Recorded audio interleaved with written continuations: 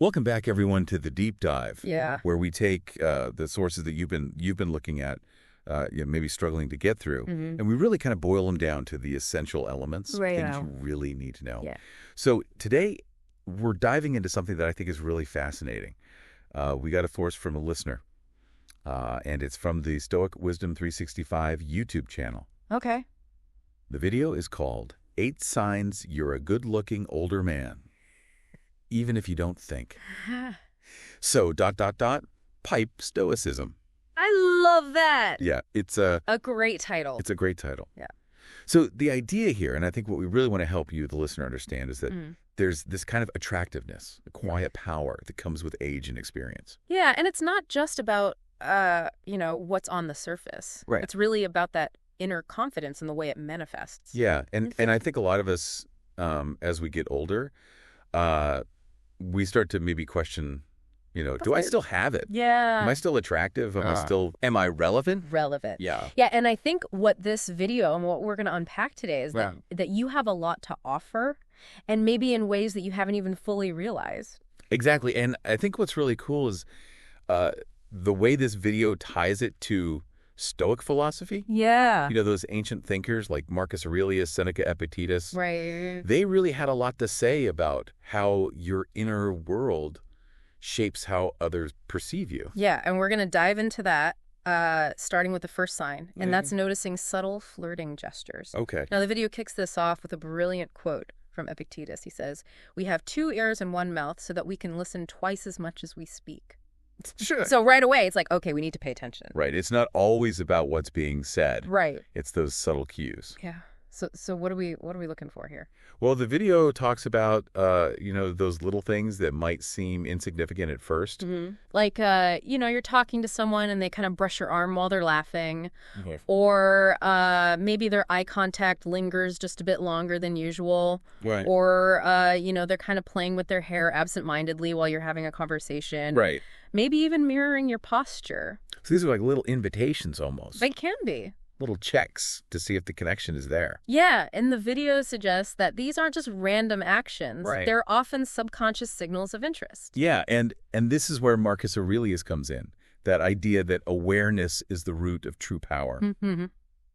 So if you're really present in the moment, you're more likely to pick up on these things. Yeah, it's about tuning into that nonverbal communication that's always happening beneath the surface. And the video even gives a more kind of intense example, like a casual touch on the wrist during a deep conversation. It's like, whoa. Yeah, and they describe it as a moment of electrifying realization. Right, because it breaks that physical barrier. Yeah, there's something there. Yeah. And then bring in Seneca. The video talks about how responding confidently to these gestures shows stoic assertiveness. Yeah, it's not about being aggressive. Right. It's about recognizing the gesture and reciprocating in a way that feels authentic to you. So the question here for you, the listener, is, have you been maybe too quick to dismiss these subtle hints? Right. Have you maybe chalked it up to just politeness? Yeah. When there could be something more there. Or just not even noticed it at all. Exactly. Yeah. It's easy to get caught up in our own heads. Okay, so let's move on to the second sign. Okay. Women giving you lingering looks. And I love this quote from Seneca that kicks off this section. He says, "Eyes will not see when the mind wishes them to be blind." That's so true. So powerful. Yeah. Right? Because how often are we just not even open to see? Right. We're blinded by our own preconceptions. Yeah. So the video describes this scenario. You're at a cafe, you're reading a book, and you look up and you make eye contact with someone. And it lingers for just a beat too long to be a casual glance. And your first instinct might be to look away.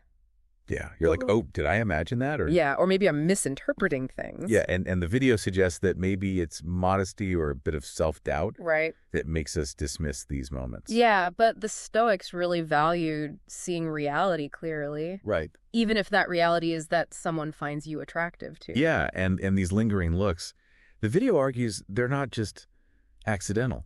No, they can be a silent expression of admiration. Yeah. Maybe intrigue even. The video talks about quiet strength and a resilient aura. I like that. It's not that flashy, youthful kind of attractiveness. It's something deeper. Yeah, and then the video paints this very vivid picture of sustained eye contact across a crowded room. Wow. Talk about tension. Right. And the takeaway here is that this kind of attraction isn't about superficial things. It's about depth stability, self-assurance. And we're back to Epictetus recognizing those subtle opportunities that life throws at us. Mm-hmm.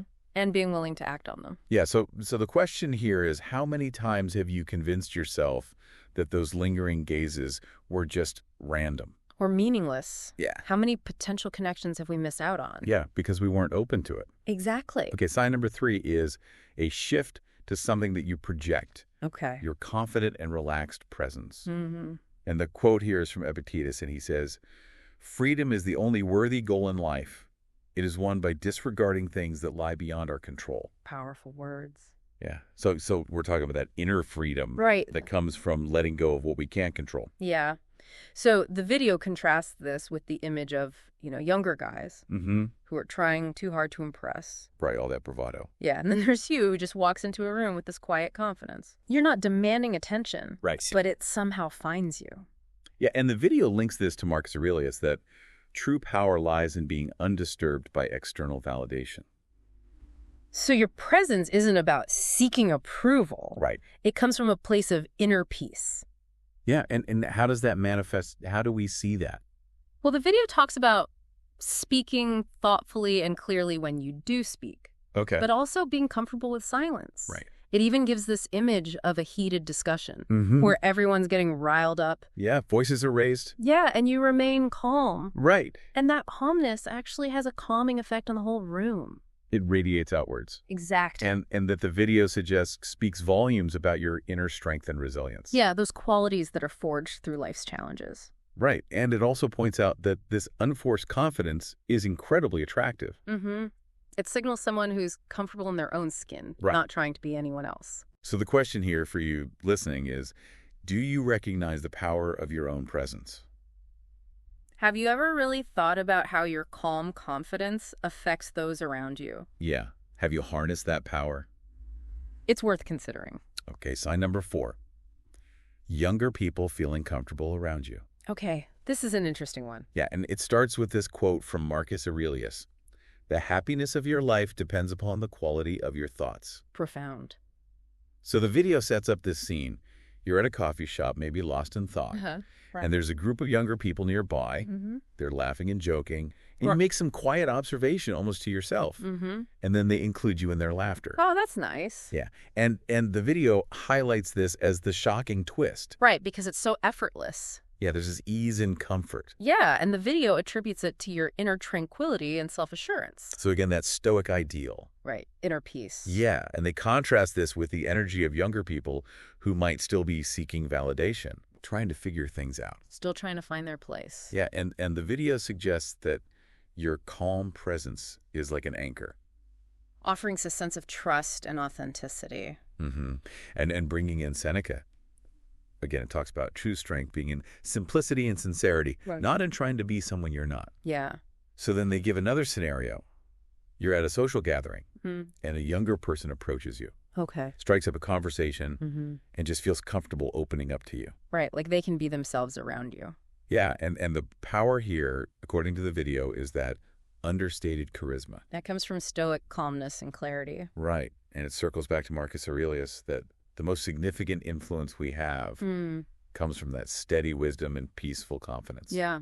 So the question here for you, the listener, is, have you recognized this rapport you might have with younger people? Have you noticed younger people gravitating towards you? Yeah. Seeking your company?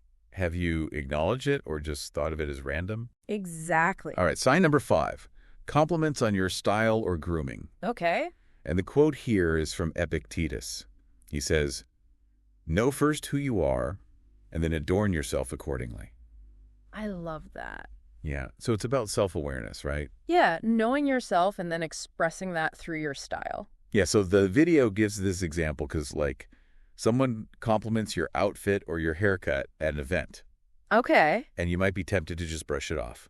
Right. Oh, this old thing. Yeah, but the video suggests there's a deeper meaning there. Yeah, they're seeing something more than just your clothes. Right, and they connected to Marcus Aurelius, that idea of living authentically. So as you get older, your style evolves. Yeah. It's not just about trends anymore. Right. It's a reflection of your personality, Yeah. your values. Becomes more intentional. Yeah, and they use this image of a well-fitting suit Okay. that you've had for years. Right. And it's like a symbol of discipline, maturity, accomplishments. A classic. Yeah. Timeless. So then they give this other scenario. You walk into a formal event and you notice some admiring glances and someone compliments your style. Okay. And the point is, these aren't just empty compliments. Right. They're acknowledging your mindful presence. Yeah. And that quiet excellence. And Seneca comes in here reminding us that true elegance comes from simplicity, clarity, thoughtful intent. So the question here is, have you grasped the deeper significance of these compliments? Have you dismissed them as just politeness when they might actually be recognizing something more profound about how you present yourself? Okay, sign number 6. People often seeking your advice. Right. We start with Marcus Aurelius again. The soul becomes dyed with the color of its thoughts. So our experiences shape who we are. Yeah, and the video interprets this as your thoughts having been tempered by hardship and reflection. They have this rare hue of calm wisdom. I love that phrasing. Yeah. And it makes sense that people would seek your counsel. Yeah, especially those who are younger. Yeah. Maybe still figuring things out. Right. And the video emphasizes that this isn't random. No, it's a recognition of that stoic presence. Right. They paint this picture of you at a gathering and people gravitate towards you, not because you're the loudest, right, but because you offer that sense of stability. You're a calming presence. Yeah. And they tie this back to Epictetus, that true influence isn't about control. Right. It's about aligning yourself with virtue. Yeah. So your advice carries weight because it comes from experience. It's authentic. Yeah. And then the video gives this contrast. Right. A room full of chatter, and then your voice enters. Not necessarily louder, but with a different quality. Deeper. Yeah. And people listen. Because you choose your words carefully. There's a weight to them. Substance over spectacle. Exactly. And the video makes this point that it's not just what you say, but the way you listen. Yeah, that attentive. The way you hold space for others, right, that women in particular notice. It's that lighthouse metaphor. Yeah. Offering guidance without forcing it. So the question is, do you understand the value of this role? Do you own your wisdom? Yeah. Do you share it freely or hold back? And Seneca warns us about hiding our wisdom out of fear of arrogance. So don't be afraid to shine your light. Exactly. Okay, we're on to sign number 7. Okay. Subtle compliments on your physical fitness. Interesting. Yeah, and the quote here is from Seneca. He says, "A healthy mind in a healthy body is the greatest blessing." So it's about that holistic well-being. Yeah, and the video points out that in a culture obsessed with youth, there's something really attractive about a man who maintains his vitality. Right. It's not about chasing youth. Right. It's about discipline. Yeah. It's a lifestyle. So they describe those casual compliments you might get at the gym, or maybe you're helping someone move something. Right. And they're like, wow, you're strong. Yeah. And it all goes back to Epictetus, that strength starts in the mind. That commitment to self-care. So those routines, the early morning walks, the healthy, eating the exercise, right, they command a certain respect. It's about consistency. Yeah. And your physical presence becomes a reflection of that inner discipline. Your stoic philosophy in action. Yeah. And they give this image of, you're in a room full of younger people. Okay. And your vitality just kind of stands out. It speaks for itself. Yeah. And Marcus Aurelius comes in here reminding us to be a good man. And that includes honoring our bodies. Right. So the question is, do you recognize these compliments as affirmations of your discipline? Yeah. As more than just superficial remarks. Right. And finally, sign number 8. Okay. Last one. Women laughing at your jokes. Yeah. Even the cheesy ones. I like this one. Yeah. And it starts with this quote from Marcus Aurelius. He says, "Waste no more time arguing what a good man should be one." So just embody it. Yeah, just live it. Yeah. So the video sets this scene. You're having a conversation maybe at a coffee shop. You tell a cheesy joke, and instead of a polite chuckle, you get genuine laughter. And it's not about the joke itself. Right. It's about what it represents. Yeah, and they bring in Epictetus again, that a truly free person can be playful without worrying about judgment. Right. So then they contrast this with maybe a clever joke falling flat compared to your kind of warm, self-deprecating humor that lightens the mood. Right. It's about that genuine connection. Yeah, and they connect this to Seneca, that wisdom is accepting life's unpredictability with grace. So when someone laughs at your cheesy joke, Yeah. they're responding to your energy and your maturity. But you don't take yourself too seriously. Yeah, and here's the maybe surprising part. Okay. That laughter can actually be a sign of attraction. Interesting. Yeah, it signals comfort, trust. Vulnerability. Yeah, a willingness to let go. Yeah. So have you overlooked the power of your humor? Have we dismissed those moments of shared laughter? Yeah, as just silly. When they might actually be building something deeper. So as we wrap up this deep dive, Yeah. what would you say is the essence of this quiet appeal, this timeless magnetism? I think it's that inner stillness that you project, being aware of those subtle connections happening around you. Right. That confident presence that doesn't need to shout. Right. And the way others are drawn to that calmness and authenticity. Yeah, and as the video points out, these aren't just random things. They're the echoes of a life lived with intention. With awareness. With dignity. Yeah. It's about refinement. Less noise, more meaning. Less chasing, more presence. Yeah, and it's a beautiful way to think about aging. It is. It's not fading away. Right. It's becoming more distilled. More refined. More powerful. Yeah, and the video shares that quote from Seneca, "As is a tale, so is life, not how long it is, but how good it is what matters." And that applies to our presence as well. Absolutely. We don't need to be loud to be heard. And we certainly don't need to chase youth to be desired. We just need to be our authentic selves. So as you go forward, Yeah. maybe focus not louder, but deeper. Yeah, let the world see that quiet strength. That quiet power. Thanks for diving in with us. See you next time. See you next time.